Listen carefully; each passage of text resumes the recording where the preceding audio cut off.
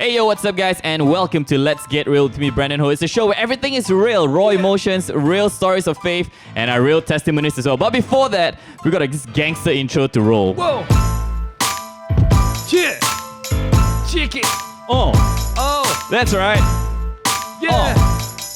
Yeah!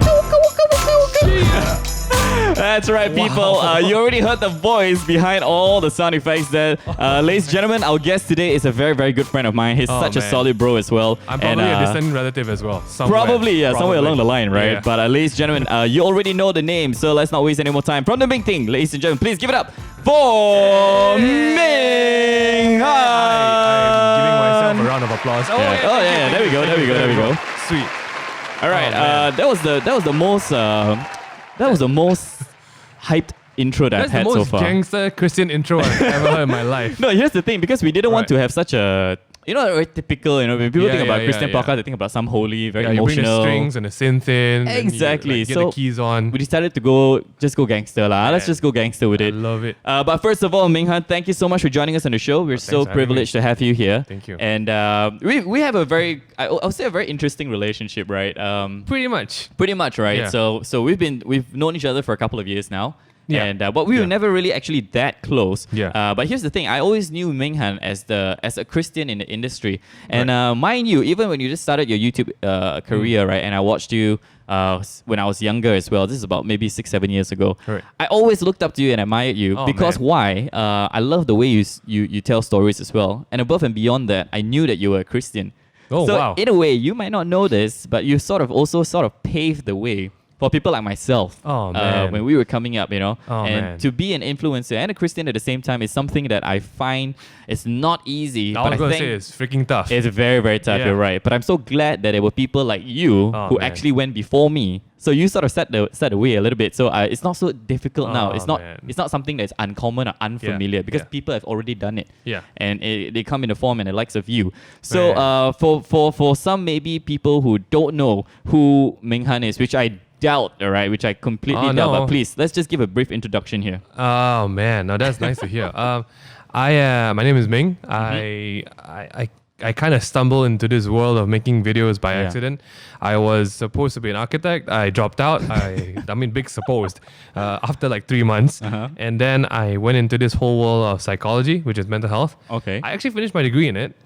You say it like no one expected you to finish it. Nobody. I mean, come on. Like, how in the world do you skip from architecture to psychology, right? It's very different. So that is my academic past. My dad actually wanted me to be an architect because he's a civil engineer. Right. So he had this whole dream about like working together in the future. Unfortunately, I smashed it to bits in 3 months. But yeah, I think somewhere in psychology, it got really boring, especially towards the third year. And for some reason, I found an opportunity to make a very simple video. And I did not expect anything out of it because I think at the time, even Facebook was something really new. Yeah. And no one really knew what it was about, right? I put a video on YouTube, I shared it on Facebook, and that is pretty much how everything started. So yeah, that is it. That's what it happened. So you didn't set out to be a YouTuber. You didn't set out to No, I don't think anyone sets out to be. I mean, everyone kind of knew who Ryan Higa was at the time. Yeah. They knew who Wong Fu was. But I don't think there was any actual dream about like, oh, I want to be like Wong Fu. I think it was still like, oh, I really love watching their stuff. And I don't know, maybe it's a Malaysian thing, but we always think like, wow, foreigners only can do this. I think I won't watch my own stuff. Who do we watch? The local scene. There was nobody. Yeah, right? pretty much there was only like, such a few people back then. I think I think Jane there was yourself. even before me and Jin, there was like Namewee. Namewee, yeah, that's right. There was Namewee, and it was still the era of the bloggers. Yes. So yeah, no one set out to be a YouTuber. Wow. That is the origin story. That's it. And I think the Lord just prepared and paved the way for you as well in a way, right? Yeah, because I mean, I definitely don't. If you ask me back then, I'm like, there's a lot paving the way for you. I'm like, what the heck is he paving? You don't see it then, no, of course. because I thought I was really just going to like end up being a psychologist, into a counselor or a clinical psych, and then that is it. That is my life. And to be honest, it was not like I was hating psychology. Yeah. I actually loved it. I actually loved everything about the classes. I loved the prospect of counseling and relationship counseling and so on and so forth. So I think it's really in a place where like I wasn't wanting for something else. I was really solely focused on like, okay, what am I supposed to do now? Because I think I went through the majority part of my life up until A levels. Even into architecture, I didn't really have. I wasn't one of those guys like who are go-getters. I wasn't like, okay, I really want to achieve this with my life. I'm like, okay, what are my friends doing? Oh, they're applying for Ivy Leagues. Okay, I'll just apply for Ivy Leagues. Right. I actually have a rejection letter from Yale, so that's one of my most prized, my prized possessions. But yeah, it happened by accident. Right. I don't think when God is paving the way for anyone, you kind of know He's paving the way. Right. Right. Yeah. Now, of course, speaking about you mentioned your dad wanted you to be this, to be that, and everything like that because he's a civil engineer himself. Let's rewind back as well to your background a little bit because from what I understand, right, I know that you are you've been a Christian all your life. Pretty much since you were a baby, the moment you were born, you probably... I mean, if there's technically a way to put that, when your parents sign that birth certificate and put Christian, I mean, you're legally a Christian. You're legally a Christian, right? But are you a Christian your whole life? That's a whole different discussion, right? But yeah, I was born into a Christian family. My parents were the first gen. And am I considered first gen or second gen? Yeah, my parents weren't Christian, became Christian, and I was born into a Christian family. Yeah. So you were second gen? Yeah. I mean, I guess so. Yeah. Right. Yeah. So being in a Christian environment, right? Right. So let's just, I'm going to assume that you went through things like Kids Club, youth, Sunday school as well. Yeah. You went through all of that. Yeah. And pretty much grew up in an environment where church is just it's a weekly thing, right? There's no even excuse, right? It's very normal. I think my earliest exposure to anything Christian would be, I don't know if you guys know, in Bangsa, there's this really old church called Calvary Church. Mm-hmm. My mom used to send me for nursery there. Right. So like even back when I was 3 or 4, even your nursery was in a church. My nursery was a church nursery, and they were it was really well done. It was very well done, but the teachers were still very strict. But yeah, there were hints of like, when kids sing songs, it wasn't just nursery rhymes, it was Sunday school songs, right? Yeah. So I think that was my first like real memories of anything to do with education in church. Right. So yeah, up from nursery into I think primary school, and primary school is all Sunday school. And then you just go through the rounds. I was in a small church. You serve everything possible in a small church. You learn all the instruments because there's no one else to play. And then you go into youth ministries, and then you go into missions, and so on and so forth. Yeah. So you pretty much you did the whole package, bro. I mean, I would say that you did the whole package. I mean, I don't talk about it all the time, but I think it's because my dad was an elder. Right. So my dad, the brief background of it is we come from a denomination. I think people don't really look into denominations anymore, right? Mm-hmm. But those are things like Brethren, Methodists, Anglican. So, Yeah. Basically, we are all Protestants. And, non-Protestants are called Catholics. Okay. Sure. So my dad was one of the leaders from this church called Bangsa Gospel Center. And I think around when I was born, they made the choice with a couple other leaders to branch out and start a new church. So technically, I was one of the family members of a church founding family in this place called Bandar Utama, right? Yeah. I grew up with that. I think that role of being the firstborn of an elder, right? And then when you're the first son, now your first daughter or anything into an elder's family, there's a lot of expectations on what you need to do to carry on that legacy, right? Yeah. So that's the preset, right, of being my child's self. Yeah. I mean, if you don't say this out loud, right? I don't think I would ever know that you went through all that. Very solid. I would say this is solid, man. This is like very serious stuff. Really. It's like boot camp, hardcore Christian training. So it would be safe to say you know who Jesus is, you know what he done on the cross for your sins, everything. It was like history books. Technically, you memorize a new memory verse every other day. Mm-hmm. You read through the Bible much faster than adults do nowadays. And I went for all kinds of seminars, Bible workshops, church camps, right, in the mountains or something like that, apparently. So Jesus was not a foreign object to me. Right. Yeah. But I love what you mentioned just now. You said the word, word of God and everything like that. It's like history books to you, right? Yeah. So that's the thing, right? Because as a young man, growing up in this environment, I'm sure a lot of Christians face this problem as well, myself included, where because we're in a Christian environment, somehow we don't connect to God in a personal way. It's such you're almost like, for lack of a better word, like indoctrinated, right? Right. Because you're just full of head knowledge of who Jesus is. Yeah, it's your default. Right? That's your default setting already, like you said, that's your preset. But we never really get a chance to know God, or maybe we just never took the effort to get to know God personally in a very personal and real way. And I think think that happened to you as well, if I'm not mistaken, right? We were discussing just now. And what happened that, sort of made you like, after such a hardcore molding, that you sort of, maybe something is not right. Maybe this is not for me. Is there any, could you share? I think we were talking about this a bit earlier. I think little did I know that this whole premise of what I felt when I was in college, I think it was like just high school into college into graduating from university, right? I do believe, and this premise, this whole line of thought really has kind of guided the person I am today and how I want to reach out to other people as well. I do believe it's much harder for Christians who are born into a Christian family to experience God. Right. To experience anything of that, that awakening moment. Because you don't have an awakening moment. You're born into the awakening, kind of, quote unquote, right? Yeah. So I think when you are guided by first-gen Christians, which was a lot of our leaders back in the time, they were talking about a lot of foreign things that we never experienced, because these guys were saved from either not believing in God or believing in another religion or practice. My parents were like, my dad came from a Taoist background, my mom was from a Buddhist background, so they know that switch. But I think when you're born into a Christian family, you don't know that switch. And then you take for granted a lot of things, right? That God's grace and forgiveness renews every morning, kind of thing. Like, so you have like a renewal counter no matter what you did. But I think that is what I think puts us or gives us a step above like the first generation, because then we have that choice to really pursue like what this experience or relationship with God is, right? And I think, I kind of expect it. I mean, if you're in a second gen, I'm not saying that you guys need to go through a dark period in your life. I mean, if you're good, if you're like, hats off to you if you don't have to do it. But I think for a lot of second gen Christians, you do have a point where you just want to let back and, let loose for a while, right? You have a lot of non-Christian friends sometimes, more often than not, unless you're going to homeschool like my wife or everything. So your friends are very controlled. No hate to homeschoolers, I know you guys. But yeah, I think there was a time where I think I just wanted to hang more with my friends in college. And then little do you know, when you hang around a lot of people that, where your heart is or what you want to do, that's where you get influenced as well. And little by little, then I started dating non-Christian girls.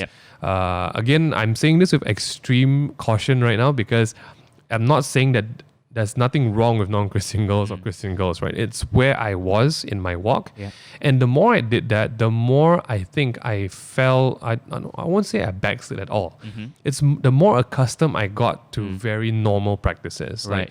Like people who love to drink or do drugs or hang out and do stupid things, right? And that was the normal. And I was approaching this place where like, oh wow, these guys are very normal and this is their normal. But little did I know, that creeps, there is always two ways any relationship can work. You influence them or they influence you. And the more, and just by default, if you surround yourself with more people that influence you, it kind of creeps into you as well. And I think that was when relationships and how I chose to do my dating life really took a toll on me. Because then I realized, and this is what I think people get wrong most of the time, it's not really about dating Christian or non-Christian girls. It's really about the culture that person was brought up in. And when you have something that's so different like faith, which is a very core value, right? You start to realize that what's important to them is absolutely not what's important to you. And at that time when you're looking for like identity and security and insecurity, you try to cater to your girlfriend and you try to look at what's important for them or like your girlfriends. And that is what really starts changing you as a person, because you don't understand, weekends, you don't need to go to church. Weekends, other things are important for you. That's like the first step. But then you start to look at how they make decisions and you try to make the same decisions. You try to treat people the same way. And before you know it, you're using a whole set of moral values or characteristic values that are not the same that you grew up with. And I think that is what starts the big questions and doubts, right? Like, these guys are working so well. I mean, the girl that I dated in college, she's a freaking A student, like a 4.0 GPA kind of student, right? Nothing's wrong with that. But what I realized about the dynamics between friends or family was absolutely something that was so different to me. And I think that's what starts a doubt. That's what starts the... I wouldn't say I doubted my faith at all, but that's where you kind of like cut corners and say like, you know what, maybe it's okay to do this. Maybe it's okay to do that. My parents were very strict about this. Her parents aren't. Maybe that's nice over there. And I think a lot of Christians who grew up in the second gen grew up with a lot of rules. So when you have that chance to not follow these rules, that's very tempting, right? Yeah. And I think that's usually what happened. It usually starts with friends or relationships, Right. and that slowly snowballs into what happened like the next 5 years of my life from then. Yeah. Which kind of brought me into that place where I realized that as a second gen Christian, ooh man, now I'm far from God. Yeah. Like, I'm don't get me wrong, I was still going to church, I was still doing Christian things, but my heart wasn't in the right place. Yep. So I think that was where I realized like, oh, so this is how it feels. So this is how it feels to not have that normal security of like walking in confidence. Like when I was like, let's say 14, I was doing mission trips in the Philippines. I was in the most unknown territory in the world, but I was absolutely confident because I knew that, okay, this is what God wants me to do. When I was 23 and 21 and dating all these girls, I was in the most familiar territory in my life, which is KL. But I had no idea what I wanted to do the next day. I had no idea what God's plans for me were with this girl in the future. And that really put things in a context like when you really build your life on these foundations and then you don't follow them anymore, you could start to question, okay, what are my foundations now? Yeah. Best case scenario, you find your way back. But I'll be honest, a lot of my friends fizzled out from church, right? Yeah. But yeah, that is, I guess, where that turning point was when you are a second gen Christian. You have that experience to be far from God. Yeah. And then I think that's the real Christian moment for second gen Christians. Right. If you do approach that moment, Yeah. you now make your own choice that is not your parents' choice, whether you want to know God and Jesus, right?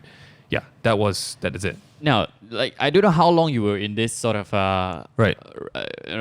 This situation, right? Was it like 4 or 5 years when you were like so-called wandering? Wow. I don't think there was a time frame. I think Right. it was because it was kind of like a segmented part of life. I mean, at no point did I stop going to church, right?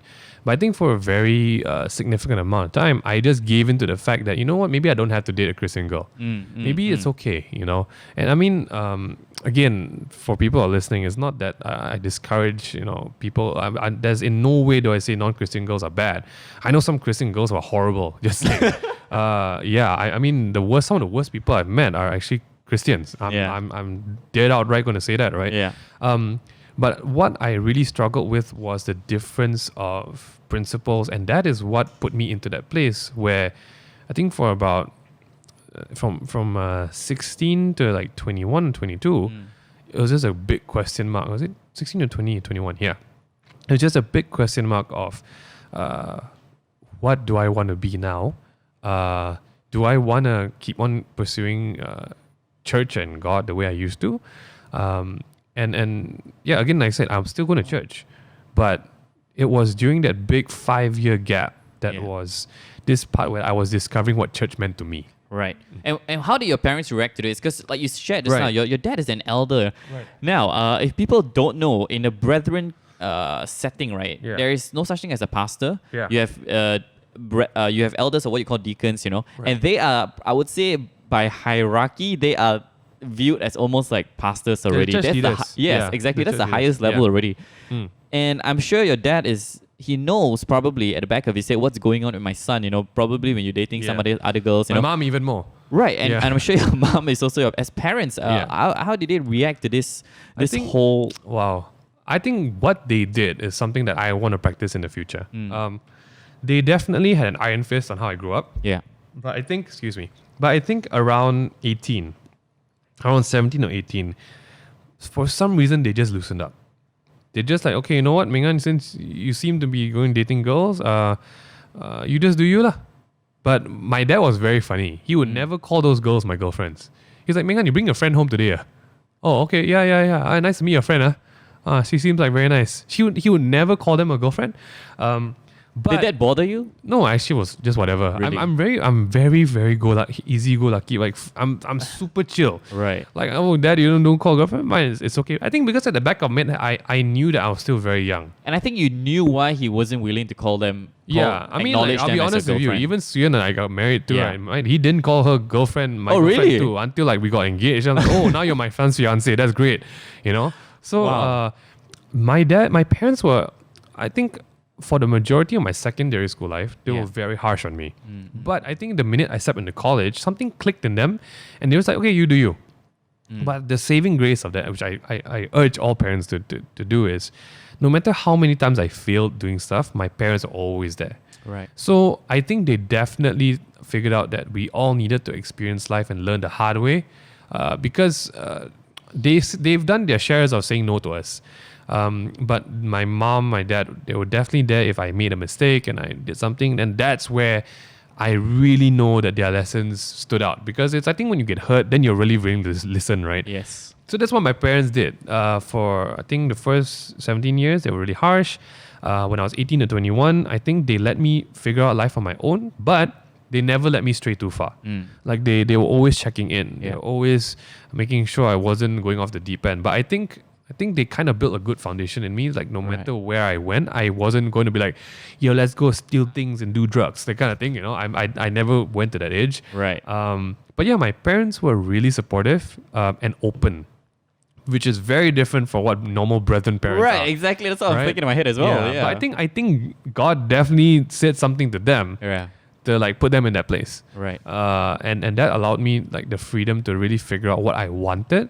And like you said, when God is paving the way, you don't know. Yeah. But I think because of that experience, that where I am right today, I can see things very clearly why I needed to do that, or why my parents needed to do that.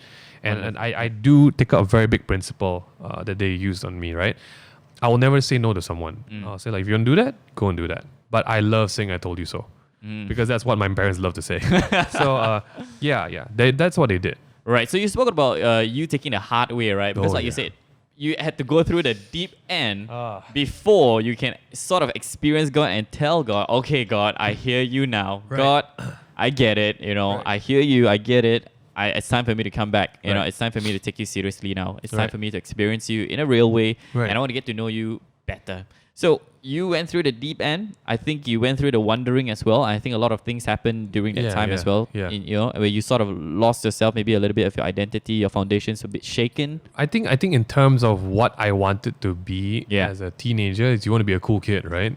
So I wouldn't say I lost my identity, per se, but I did lose sense of like, okay, what is important to me right now? Yeah.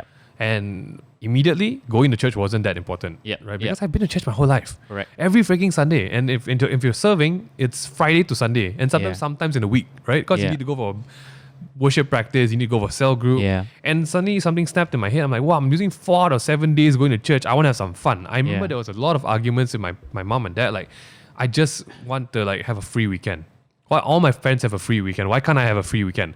I go to church on Tuesday night, Wednesday night, Friday night, Saturday morning, Sunday morning before, and then after church. I'm like, Mom, I've been doing this 17 years of my life, Yeah. So it's not that I lost identity. I think I just was tired of it for a while. Yep.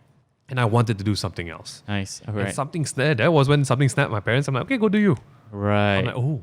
Now, you speaking about church, before I talk about your turning point, before you shared about that turning point of your life, right? I want to talk a little bit about church.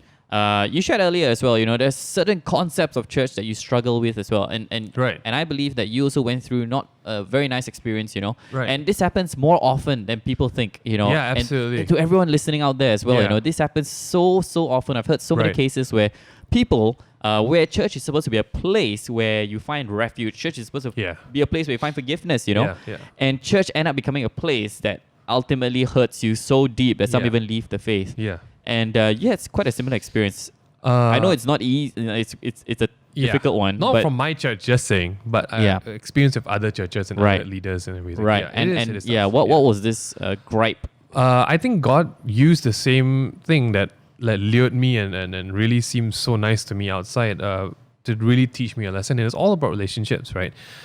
Because he showed me that, that whole thing that I struggled with growing up, since that whole turning point and everything, or before that turning point, was the fact that I started to think along the way, I remember asking my mom when I was 14, Mom, Dad, do I really need to go to all these seminars and Bible workshops and everything? And my parents always say, there's nothing wrong with you going, right? So there was a very big underlying theme of my life where do these things really define me as a Christian? Do these foundations and structures and everything define me and how good I am in my faith?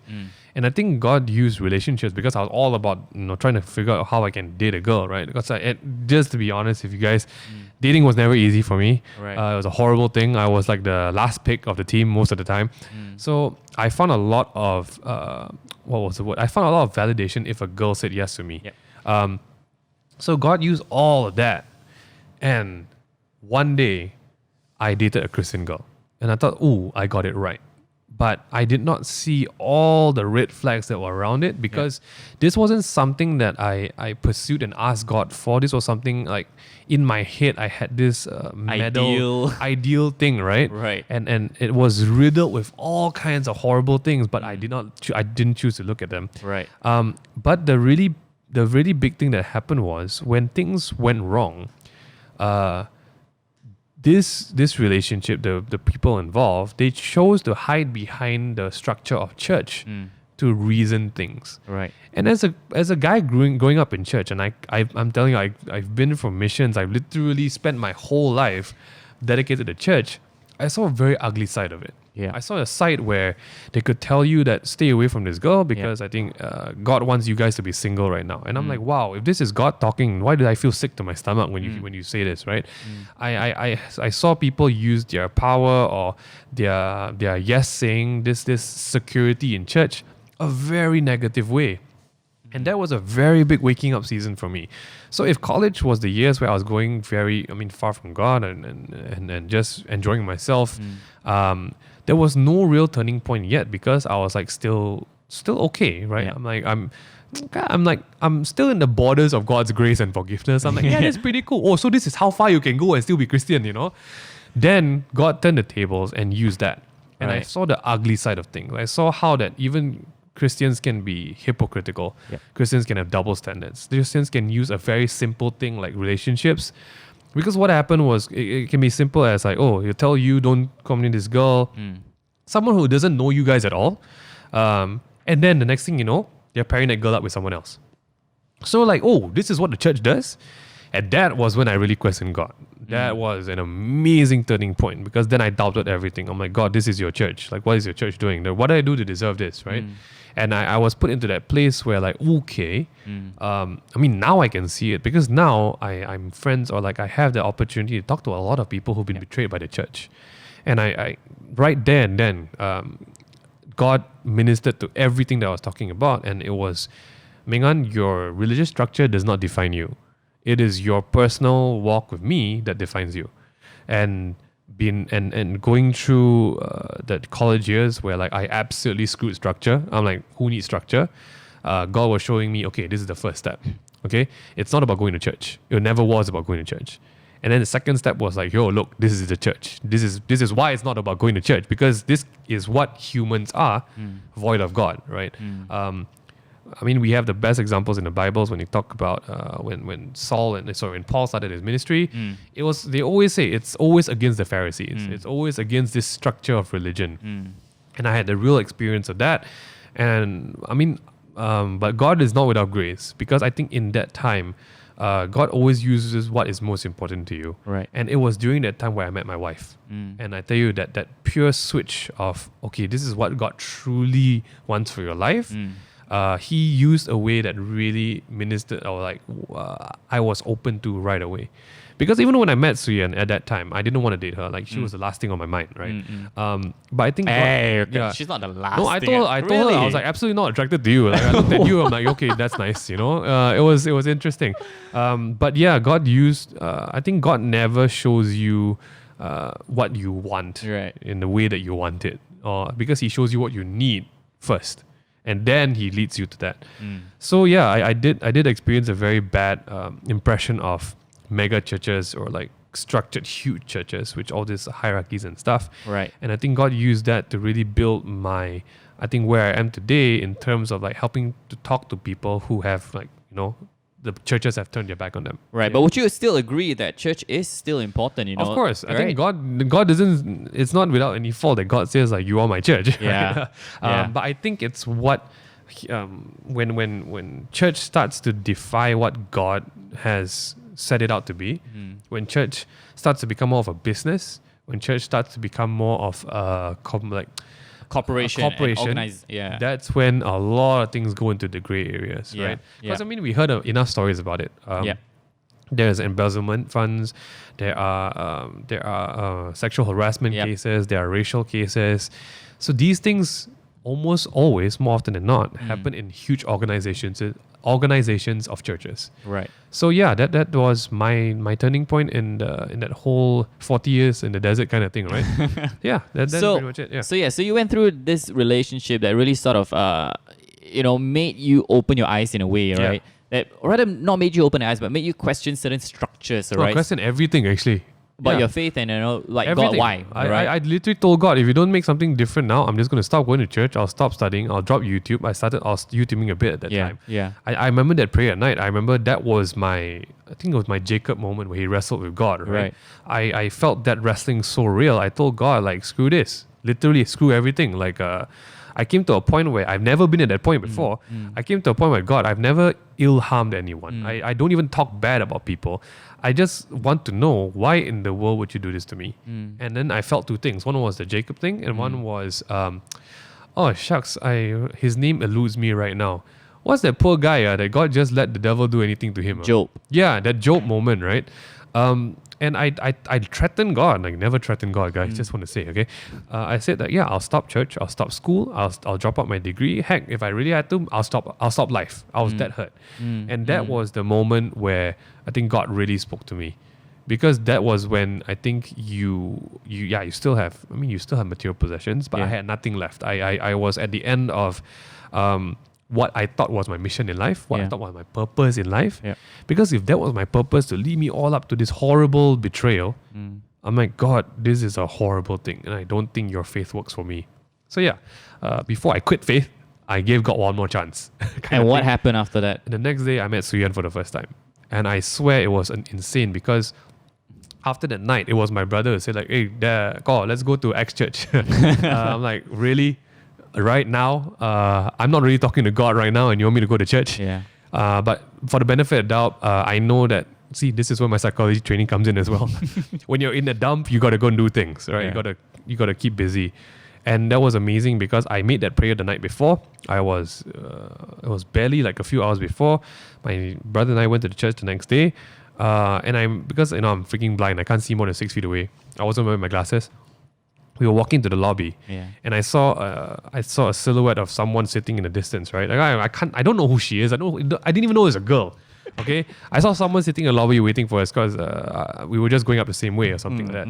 And suddenly, just looking at that person, like, this is crazy. Like, after the night of my most horrible night of my life, I saw that person, and everything in my spirit, my soul, my being, just told me. And just mind you, I don't know what I was looking at. Something told me. It was so clear. Ming Han, that person is going to be the most important person of your life. Wow. That was all I heard. Wow. And it wasn't like, ooh, tingles in my body feeling. I was just like, screw you, God, kind of feel, right? But really, it's at that moment where I felt it so clearly that no matter what I'm looking at, that person is going to be really important. Wow. And when that person walked up, it was Suyan. And that was it. But there was no romance, by the way. God never works that way, okay? God never throws you into romance straight away. But that was amazing, because at that time, I didn't know it yet. Right. He was also paving the way, but he dropped a hint. And I'm like, so that's how it works. So but when you first heard it, because you were in this state of mind where really you were done in the dumps, right? So did you react first of all saying like, oh yeah, sure, or you when you hear something like that, do you go like, yes, everything is just back online, or do you go like, no, I'm not listening to this? Definitely nothing back online. I think I remembered it more of like, you say one, you see what you're going to do to me in a few years, that kind of thing, right? Right. So it kind of was like, definitely I will remember it, because I do know when things like this stand out, but I think I was more cynical at that time. I was like, oh, you sure? That's what you said about the last one? That's what I think you said about the last one. Then I realized that for the previous relationships, I think it was more me saying it to God that this girl might be important. And this was the first time that God said this person might be important. So I parked it in my memory, because I just like, okay, I'm going to say it. You see, and I will hold you accountable to it, right? But it wasn't such a big deal. It was really like, oh, okay, you see. And I feel like that's really where you need to be. Right. You don't need to glorify things. God will glorify it for you, right? There was nothing big about it. You can ask Suyan, I didn't care. I really didn't care. So yeah. I was expecting some massive, juicy love story. Nothing of the fact, nothing. But the next 2 years were amazing. That's a whole different thing. Yeah, yeah. So you got to experience, I would say relationships which were not so great, and one really, which you thought was ideal, ended up becoming worse than probably all the previous ones combined. Yeah, man. Sorry to tell you guys, all parents listening all right now, the worst relationship I had was with a Christian girl. Right, right. And the best one I have is also with a relationship with a Christian girl. Praise the Lord for that. I was waiting for you to say that. Yeah. I'm still dating her right now. I'm just saying. Yeah, thank God. I have a baby with her too. We're married. So that turning point for you, right? Yeah. Is there one specific moment, or was it just that one time when you walked through that lobby and then the Lord just spoke to you? That was the first step. That was the first step. Yeah, that was the first step. And then it became a continuous sort of work in progress. Yeah, because I think what I did not realize at the time was after the night I had that prayer, I was in a place where most Christians are never in. And that place was just utter and complete surrender. Because we always hear about that concept, right? Yeah. Surrender. Give your life up to God. Yeah. If you're inviting God into your house, open all the doors. Yeah. But most of the time, we have a few doors closed, right? Mm-hmm. We have some things we want to keep for ourselves. Mm. But what I did not realize was at that point in time, I had nothing left. I was like, you know what, God, do you? And I never meant it so real because at that time, YouTube was building up, sure. But it didn't matter to me because I told God, you gave it to me. I'm just doing this for you. If you want to take it away, you take it away.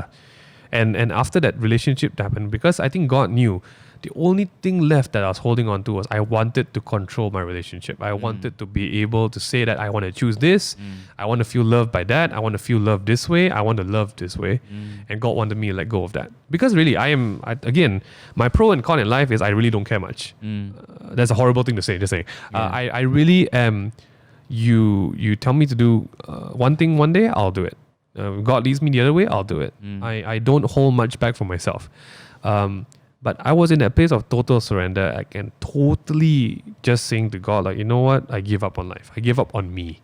And that was when God started working out things. And then he reassembled a lot of the foundations that I was built with as a second-gen Christian.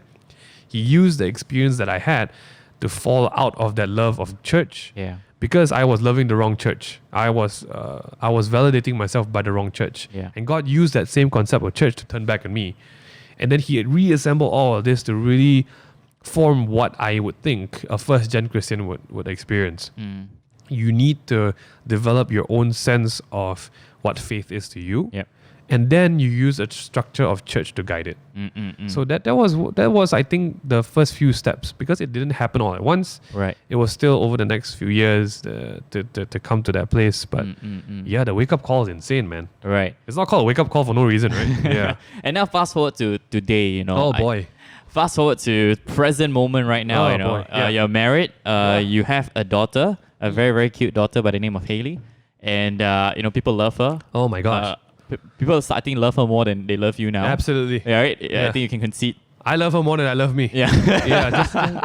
Just saying, yeah. So fast forward to today. Would you say you're still work in progress, or you feel like you've completely moved on from this kind of hurts? And because this hurts, they stay. It affects people, it affects your view on life and things like that, and your perspective on God, it changes things in you. So would you say that now that you, like you said, God started to build all these foundations back in your life, God started to affirm you and start to reassure you, like, hey, Ming Han, this is me, right? Yeah. And would you say that, now you've completely let go and moved on, and now you're on a better, Yeah, I think this is a great thing to talk about, right? We talk about forgiving and forgetting. Exactly. A lot of times, this is a huge thing. I think when we grew up, right, we're always talking to these 40-year-old people, 50-year-old people, like, I'm totally at peace. Yeah, because you're freaking 40. I'm 18, So I think Christians, Christian kids are mistold to the minute you forgive, everything is okay. Yep. You're supposed to be at peace. I'm like, then I learned in psychology that's there's no freaking way you're going to do that. Your body is not wired up to do that, right? Exactly, yeah. So what I really realized is I think definitely today I'm at peace, number one. But there's a very different concept between forgiving and forgetting.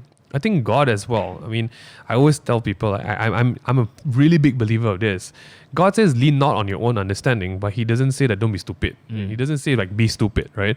He gives you faith, but He gives you brains. And I think that's where like a concept like forgiving and forgetting kind of like plays into that as well.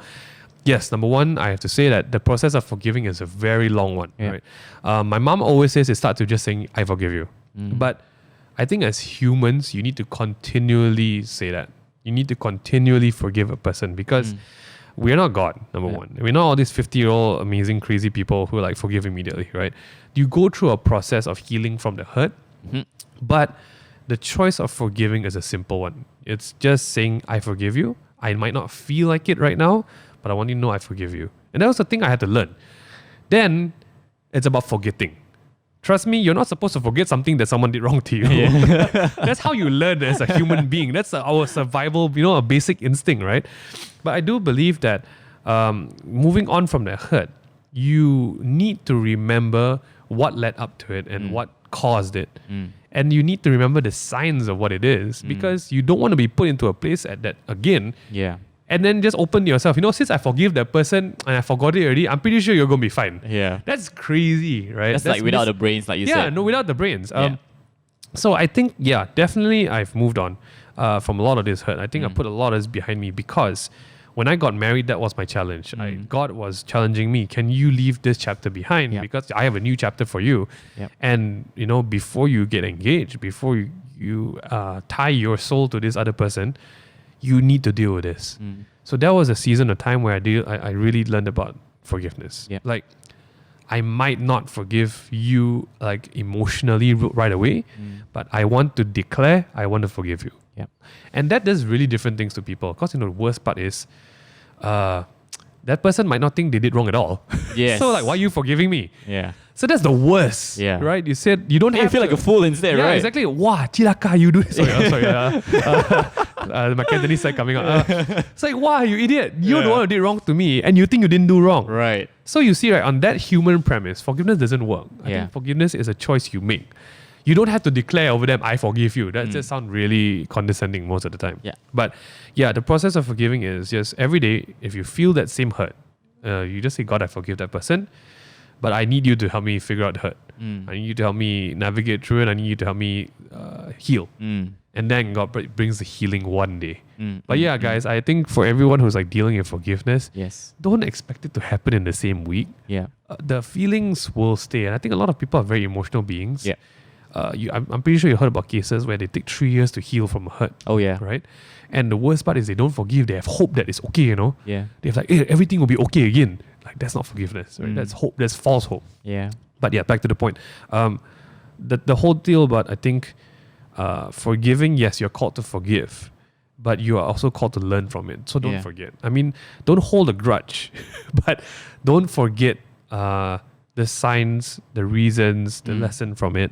But please just don't hold a grudge. Grudges are crazy. No, forgive. Yes. So now, fast forward to today. You have a family of your own. Boy. And you have a beautiful family. You got a wife. You're married. You have a kid. Fast forward to today and all that you've just shared in the past half an hour or so. And now you look back at every single one of these incidents, and now you look at yourself today. Heck. What do you have to say? How in the world did I get here?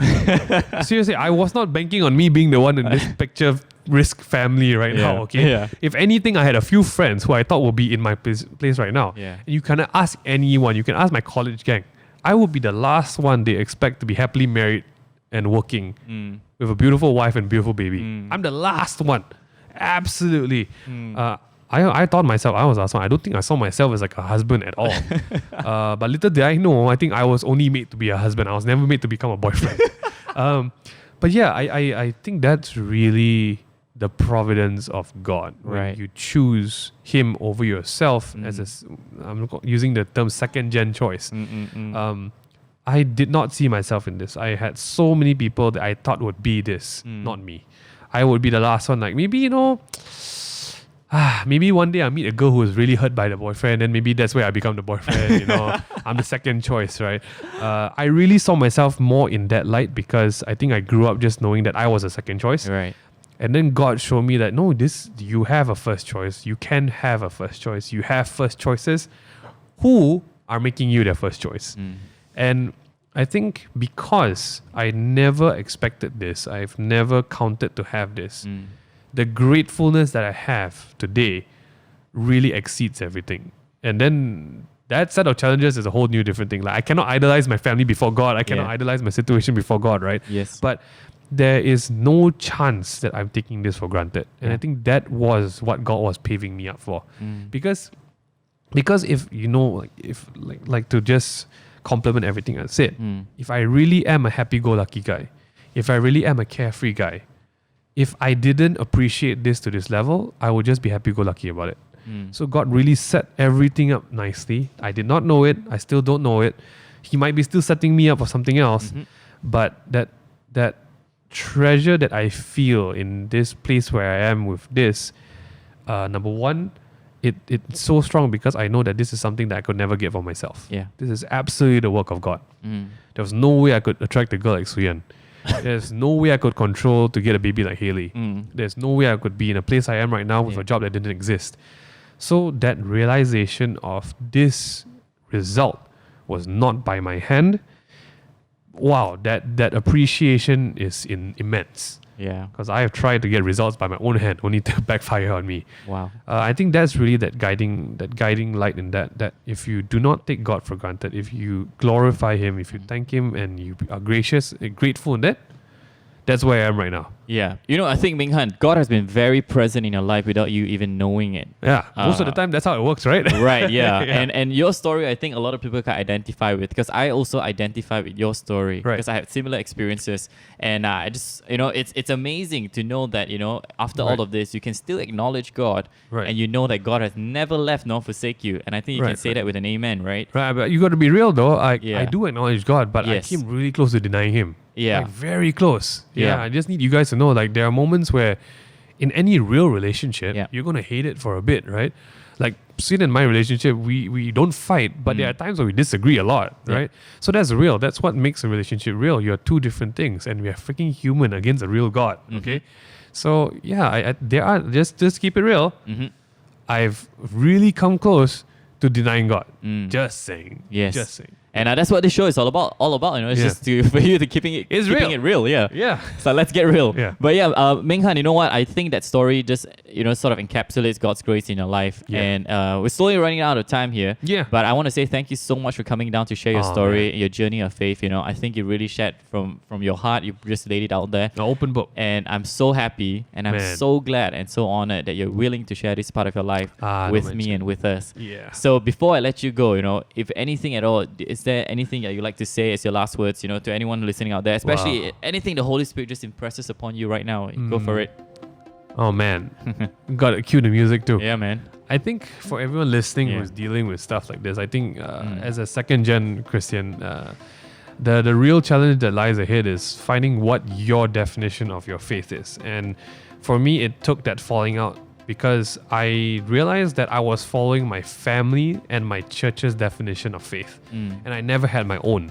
So just know that don't worry about making mistakes, because I think that's where God's grace covers everything, right? But pursue that journey, I guess, and God will answer in kind, because He said, if a child of His asks for bread, He'll never give you a rock or a snake. He will give. If you knock, He will answer. Yeah.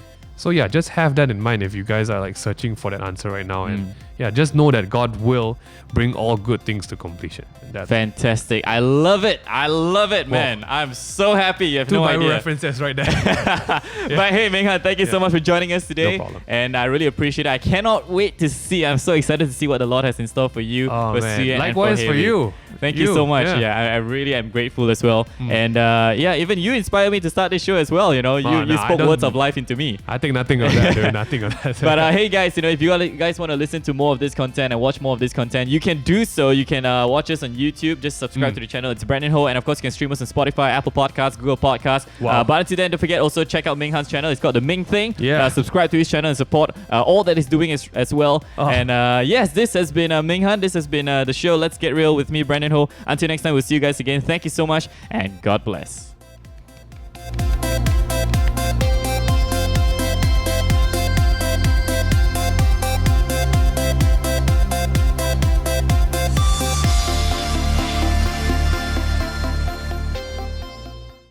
Hey guys, thank you so much for watching Let's Get Real. We hope that you've been blessed, inspired and encouraged in one way or another from all the stories that have been shared today. That's right, if you like what you see here and you want to see more, make sure to like this video, share it with your friend and subscribe for more. Now, some of you may not know this, but the setup that you see behind the studio, including all the equipments, do not belong to us. We're a small three-man team and we do not take a profit or a pay from this show at all. But hey, we can dream as well, and one day we hope to have our own set, our own studio, including our own equipment. So if you'd like to support this ministry, you can drop your love gifts at the bank details that you see on your screens right now. Don't forget to earmark Let's Get Real or LGR so that we know that your giving will be used for this show. Thank you so much in advance. Until next time, God bless. God bless.